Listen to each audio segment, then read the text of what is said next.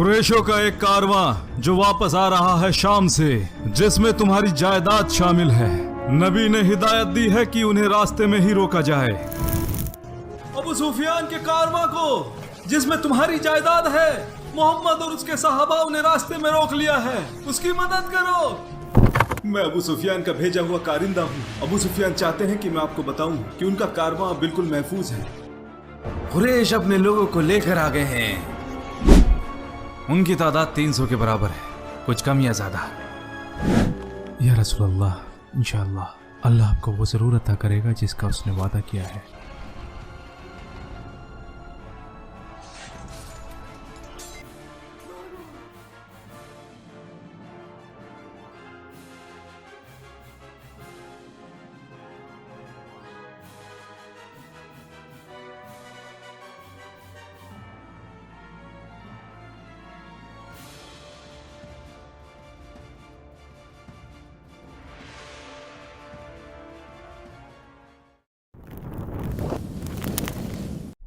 सन 2 हिजरी में मदीना में इस्लाम तेज़ी से फैलने लगा और मुसलमानों की छोटी सी बाकायदा रियासत कायम हो गई।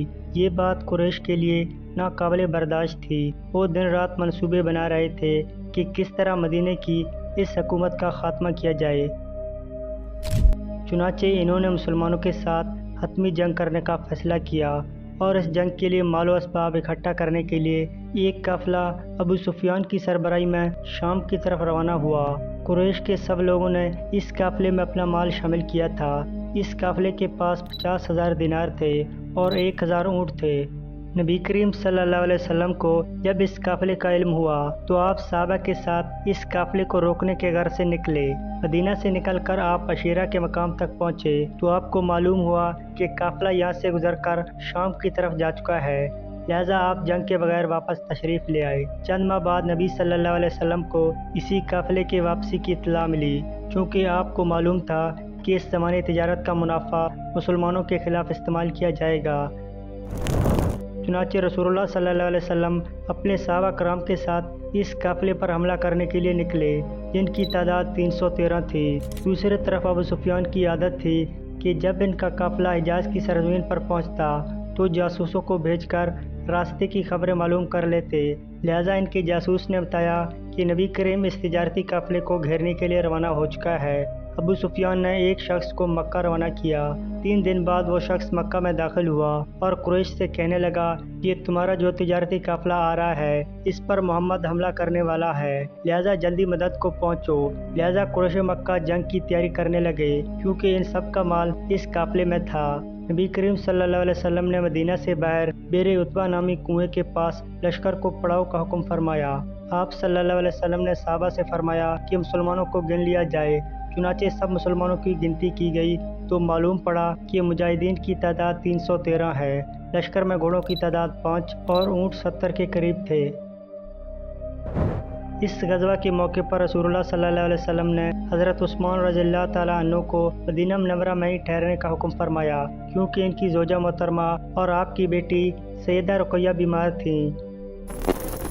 इसके बाद इस्लामी लश्कर नबी करीम सल्लल्लाहु अलैहि वसल्लम की क़यादत में आगे रवाना हुआ और इस्लामी लश्कर ज़फ़रान की वादी तक पहुंच गया। यहाँ आपको इत्तला मिली कि कुरैशी मक्का एक लश्कर लेकर अपने काफिले की हिफाजत करने के लिए कूच कर चुकी है। ये इत्तला मिलने पर आपने लश्कर को एक जगह जमा किया और इनसे मशवरा किया। लिहाजा सहाबा कराम ने नबी करीम सल्लल्लाहु अलैहि वसल्लम से अर्ज़ की कि हम आपके साथ हैं और आखिरी दम तक आपका साथ नहीं छोड़ेंगे। इस पर नबी करीम सल्लल्लाहु अलैहि वसल्लम ने फरमाया कि उठो, कूच करो, तुम्हारे लिए खुशखबरी है। अल्लाह ताला ने मुझसे वादा किया है कि वो हमें फतह देगा। ज़फ़रान की वादी से लश्कर इस्लाम बदर के मकाम पर पहुँचे। इसी दौरान अबू सुफियान अपने काफिले का रुख बदल चुके थे और इस तरह इनका काफिला लश्कर इस्लाम के हाथों से बच निकला। चूँकि अब काफिला बच चुका था तो अबू सुफियान ने अबू जहल की तरफ पैगाम भेजा कि वापस मक्का की तरफ लौट आओ, क्योंकि काफिला अब महफूज है। लेकिन अबू जहल ने वापस आने से इनकार कर दिया और जंग करने को कहा। अब आप सल्लल्लाहु अलैहि वसल्लम लश्कर इस्लाम को लेकर आगे बढ़े। बदर के मकाम पर पानी का चश्मा था। आपने वहाँ लश्कर इस्लाम को पड़ाव डालने का हुक्म दिया तो साहबी रसूल हज़रत खब्बाब ने आपको वहाँ रोकते देखकर अर्ज़ किया اے اللہ کے رسول، قیام کے لیے یہ جگہ مناسب نہیں ہے، میں اس علاقے سے اچھی طرح واقف ہوں، آپ وہاں پڑاؤ ڈالیں جو دشمن کے پانی کے قریب ترین ہو، ہم وہاں ایک حوض بنا کر پانی اس میں جمع کر لیں گے، اس طرح ہمارے پاس پینے کا پانی ہوگا، ہم پانی کے دوسرے گھڑے اور چشمے پاٹ دیں گے، اس طرح دشمن کو پانی نہیں ملے گا۔ نبی صلی اللہ علیہ وسلم نے ان کی رائے کو بہت پسند فرمایا۔ اس رائے کے بعد آپ لشکر کو لے کر آگے بڑھے اور اس چشمے کے پاس آ گئے جو قریش کے پڑاؤ کے قریب تھا۔ مسلمانوں نے یہاں قیام کیا اور حضرت خباب کے مشورے پر عمل کیا گیا۔ صبح ہوتے ہی قریشی لشکر ریت کے ٹیلے کے پیچھے سے نمودار ہوئی۔ اب جنگ کا باقاعدہ آغاز ہوا۔ سب سے پہلے عتبہ اپنے بھائی اور بیٹے کے ساتھ میدان میں آیا اور للکارا کہ ہم سے مقابلہ کرنے کے لیے کون آتا ہے۔ اس کی للکار پر مسلمانوں میں سے 3 انصار نوجوان نکلے، یہ تینوں بھائی تھے۔ تو عتبہ نے کہا کہ ہمیں اپنے بھائیوں کے سر کاٹنے ہیں جنہوں نے اپنے باپ داداؤں کے مذہب سے بغاوت کی۔ تو حضرت حمزہ، حضرت عبیدہ اور 24 سال کے حضرت علی رضی اللہ تعالیٰ عنہ ان کے سامنے آئے اور لڑائی شروع ہوئی۔ حضرت عبیدہ زخمی ہوئے لیکن عتبہ، اس کا بھائی اور اس کا بیٹا تینوں مارے گئے۔ عتبہ کا بیٹا حذیفہ جو مسلمانوں کی فوج میں تھا، اس کے سامنے ہی اس کے باپ، چچا اور بھائی کو مار دیا گیا، لیکن وہ مسلمانوں کی فوج میں ہی رہا۔ مسلمانوں کو پتہ تھا کہ ان کی فوج دشمن کے مقابلے میں بہت کم ہے، تو مسلمان اپنے دفاع کے لیے آگے نہ بڑھے۔ پھر ابو جہل نے تیزی سے حملہ کرنے کا حکم دیا۔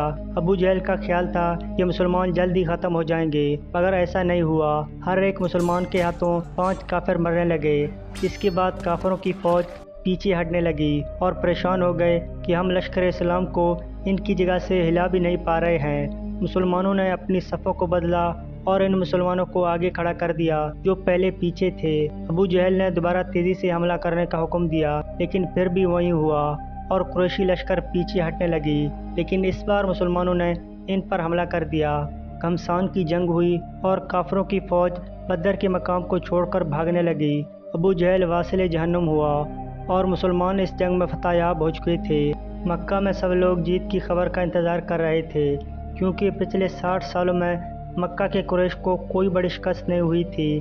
انہوں نے 65 سال پہلے ابرہا کے 60,000 کی فوج کو ہرایا تھا اور اس کی وجہ سے پورا عرب قریش کو اپنا لیڈر مانتے تھے، لیکن اب مکہ کے لوگ صرف 313 لوگوں سے شکست کھا چکے تھے۔ پہلے جو لوگ جنگ سے ہار کر مکہ پہنچے تو ان پر کسی نے یقین ہی نہیں کیا کہ ایسا ہو ہی نہیں سکتا کہ ہم جنگ ہار گئے ہوں، لیکن آہستہ آہستہ انہیں یہ سمجھ آنے لگی کہ وہ اس جنگ کے ساتھ ساتھ پورے عرب میں اپنی عزت ہار چکے ہیں۔ جیت کی خبر لے کر جب مسلمان مدینہ پہنچے تو ہر طرف خوشی تھی، لیکن جیسے ہی رسول اللہ صلی اللہ علیہ وسلم اپنے گھر میں داخل ہوئے تو ان کو پتہ چلا کہ ان کی بہت ہی پیاری بیٹی سیدہ رقیہ کچھ ہی دن پہلے فوت ہو چکی ہیں۔ اس بات سے رسول اللہ صلی اللہ علیہ وسلم کو بہت دکھ ہوا، لیکن مسلمانوں کی خوشی جاری رکھنے کے لیے آپ نے اپنے غم کا کسی سے ذکر نہیں کیا۔ مقام بدر میں لڑی جانے والی اس فیصلہ کن جنگ نے یہ ثابت کیا کہ مسلمان نہ صرف ایک قوم بلکہ مضبوط اور طاقتور فوج رکھنے کے ساتھ بہترین نیزہ بازی، گھڑ سوار اور دشمن کے وار کو ناکام کرنے کی صلاحیت رکھتے ہیں۔